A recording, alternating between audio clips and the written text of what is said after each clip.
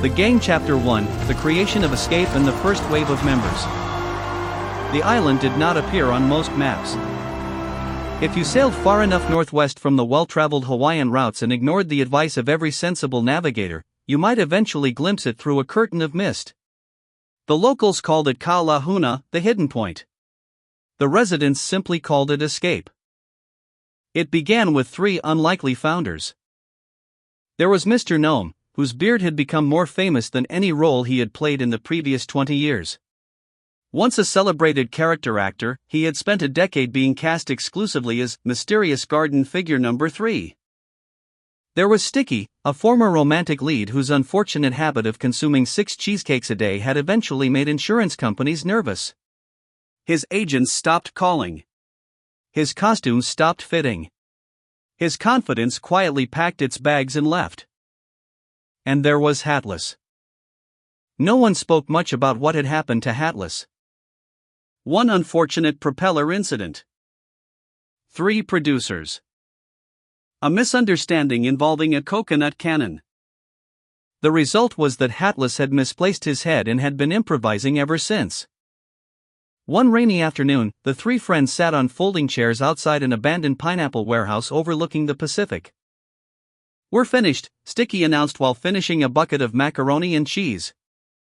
"Nonsense," said Mr. Gnome. "We are," said Hatless, whose voice emerged from somewhere around his collar. "We're merely between opportunities." Sticky pointed at himself. "I played a tree in my last movie." Mr. Gnome nodded sympathetically. "I played a shrub." Hatless sighed. "I wasn't cast at all." Apparently audiences prefer actors with heads. The silence that followed was interrupted only by waves crashing against volcanic cliffs. Then Mr. Gnome stood. "We are looking at this all wrong." Sticky raised an eyebrow. "How?" "We are not failures. We are survivors." Hatless tilted slightly. "Go on." Mr. Gnome spread his arms dramatically. "There must be thousands of damaged actors out there. Forgotten stars. Injured stunt performers. Aging comedians. Method actors who got stuck in character. We need a place for them." "A retirement home?" asked Sticky. "No." "A hospital?" asked Hatless. "No." "A buffet?" "Absolutely not." Mr. Gnome's eyes sparkled. "A sanctuary." That word changed everything. Within 6 months they had purchased the island using the proceeds from an unexpected licensing deal involving garden ornaments modeled after Mr. Gnome. Old cottages were renovated. Walking trails were cleared.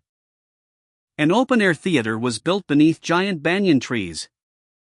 A rehabilitation center appeared beside a waterfall. The sign at the harbor read, "Welcome to Escape, a second act begins here." The first wave of residents arrived shortly afterward. The ferry brought them by the dozens. Some limped. Some hobbled. Some arrived wearing costumes they had never quite managed to remove. There was Captain Thunderboom, an action star whose knees had retired 3 years before he had. There was Lady Velvet, once the queen of romantic dramas, now terrified of auditions. There was Professor Grimble, who had spent so long portraying evil wizards that he accidentally spoke in ominous monologues. And there was Derek, a former superhero actor whose greatest challenge was convincing strangers he could still fly. "You cannot?" asked Sticky. "No." "Have you tried?" "Several times." "Good effort." The founders quickly established a daily schedule. Morning. Confidence restoration classes. Afternoon. Physical recovery activities. Evening. Improvised theater under the stars. Sticky reluctantly became director of nutrition. The first thing he did was outlaw 12-course breakfasts. The second thing he did was accidentally eat 3 forbidden breakfasts. Recovery, he explained, was a journey. Meanwhile, Hatless began work on a revolutionary medical project. He was being fitted for a new head. Specialists arrived from around the world. Artists, engineers, puppeteers, a retired helmet designer from Belgium. Every week they unveiled another prototype. One was too large.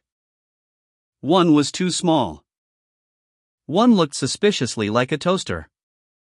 The process continued. Progress, Hatless declared, is not always attractive. The island flourished. Actors who had arrived defeated began smiling again.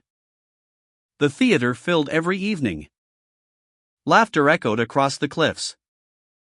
For the first time in years, many of the residents remembered why they had fallen in love with performing.